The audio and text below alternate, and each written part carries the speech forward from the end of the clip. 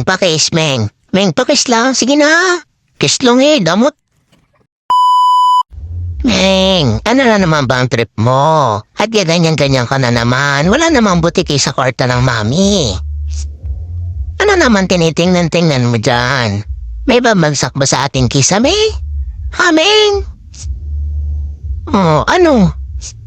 Anong trip mo ba? At ganyan-ganyan ka pa. May naririnig ka ba? Ano ba? May nakikita ka bang di ko nakikita? Diyos ko, Meng. Ganyan-ganyan ka na naman. Tapos mamaya, ano na naman kayang trip mo? Ako talagang pusa. Ano? Napag-desisyonan mo na? So, ayan. Picture muna tayo. Bala ka dyan, Meng. Hindi ko alam kung anong tinitingnan niya doon sa kisame. Yan ang ginawa yan, yung tumambay. At hindi siya makulit ngayon. Hindi siya naglalaro. Ewan ko lang mamaya.